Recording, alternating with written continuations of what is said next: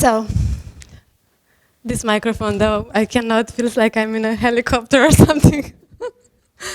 In the next minutes that I will spend with you together, I will try to share with you some interesting information about the product creation lifecycle and our team structure, roles, and collaboration here in 3Pillar. First of all, thank you so much for joining in such a big number. It's so good to be back here, as Bogdan said. This is the place where my career actually started, because I finished George Enescu University of Arts here, and yeah, right now I'm working as a UX designer, and I have to admit the most amazing team I worked on. And yeah, let's see what's next. If you look around us, everything is evolving, and we now have smart gadgets, electric cars, clever apps for almost everything. We even have talking robots. So, same as us, the tech industry is constantly in an evolution. And we are a part of this growing, changing community that is creating new habits and new ways of working together. And the best thing is that we are able to adapt, and we are constantly growing, adapting, changing. And I think we start every project with a common mindset to engage with our clients, to make them our partners, to try to give them professional advice and recommendations to help them grow and be successful. So this is the most important part. We engage with them. What we bring to the table is the consultative approach, how we see things, and we often try to advise them, to help them grow, to make the best decision for that product. And from my experience, what most successful partnerships have in common is the honesty, the trust, and the shared vision. So, very important is never stop learning about your partners or about your clients and about their businesses. And in our teams here in 3Pillar, we are adapting, we are engaging with them. We are making a commitment to understand the business, to drive the work, to manage the feedbacks. And this is part of making them successful. So, a key point that we add to the partnership is the voice of the user. In other words, user-centered methodology, which is a great thing, is about seeing what the user needs and putting the user needs before, but also keep in mind the business needs. And as a company, we bring the consultative approach. How we make our partners successful depends on the department. So for example, the engineering team will always try to make the app performant, scalable, faster. The product team will always understand the business, understand the user needs.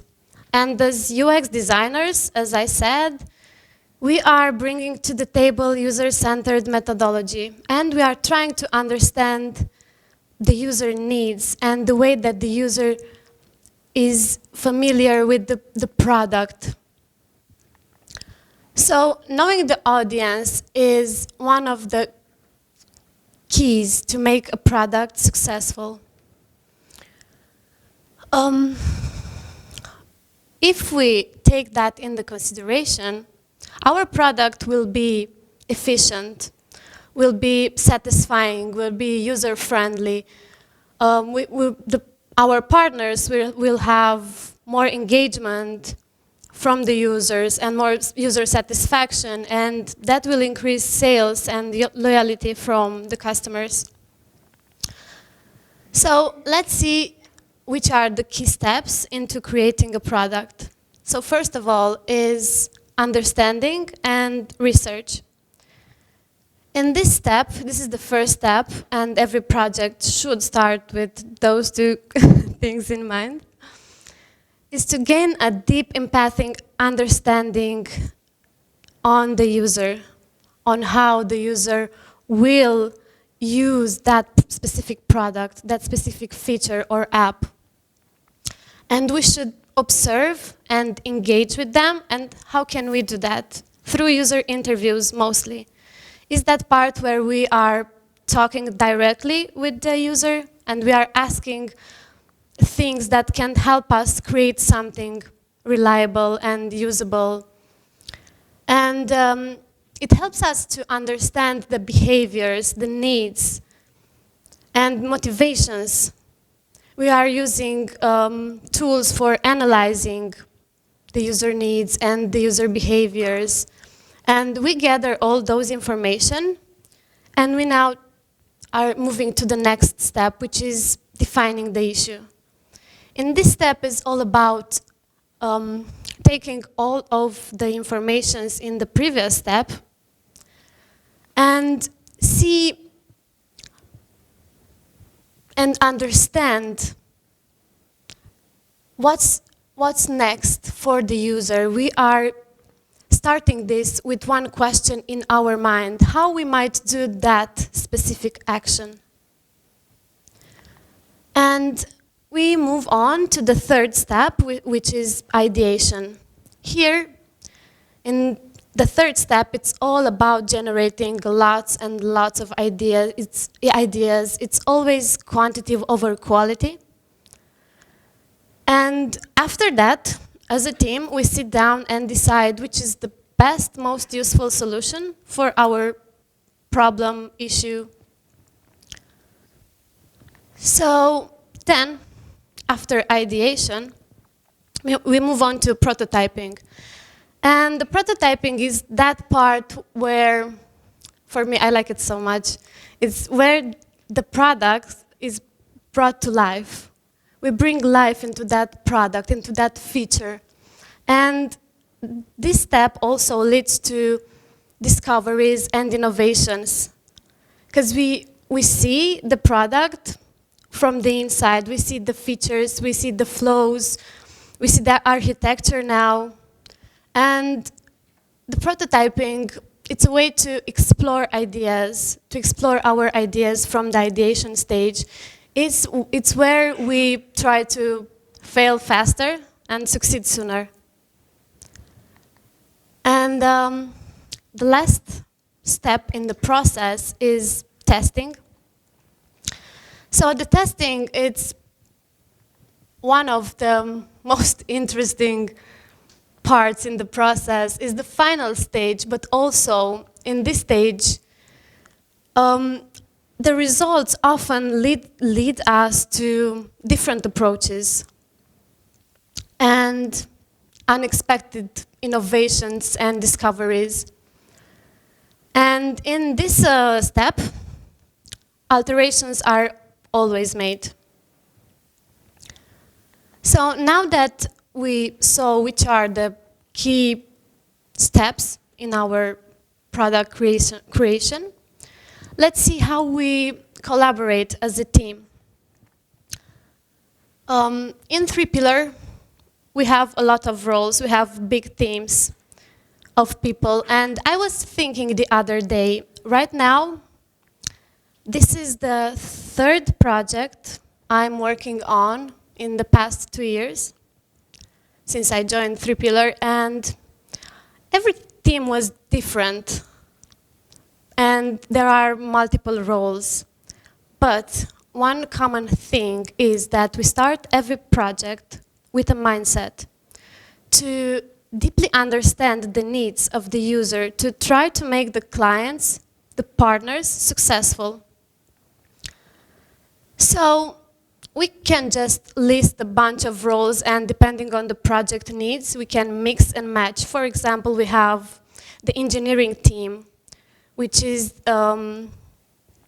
led by the engineering manager. We have technical leads, we have developers, front-end, back-end, Android, iOS, QAs, and then we have the product team. In the product team, we have product manager, business analyst, we have user experience designers, and we all gather. And let's imagine that someone wants to build an app for financial management, let's say. So what's the next step?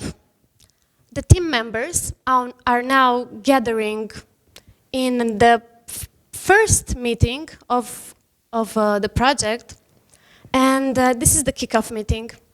In this meeting, also, the team members get to know each other, because the teams are a mix between, I don't know, I'm working in Cluj, but now we have offices in India, in Timișoara, one in Iași, and the teams are often mixed. So in the kickoff meeting, we are meeting our colleagues, and we try to see which are the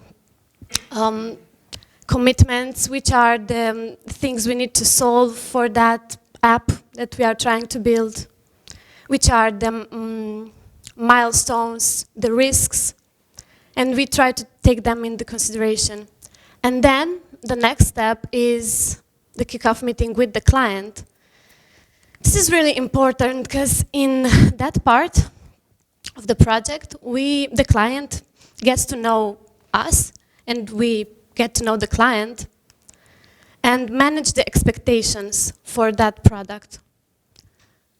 And after that, we start with the first stage in our process, which is research. We have user interviews, we have analysis made on the product, we gather the results, and then we start to ideate. And very important is that every opinion from the team is heard. So anyone has something to say. Every opinion is taken into consideration. And then we sit down after ideation, and we decide which is the best, most useful solution for us. Then we start to prototype. So this is the point where the user experience designers jump in the stage, and they bring life into the product. And after that, testing. And yeah, that often leads to unexpected discoveries and innovations for the product. So, even if the tech world is constantly changing, we try to adapt and work as a team to build successful, great products together. And I have to admit that here is the best team I worked with since I first started my career. Thank you.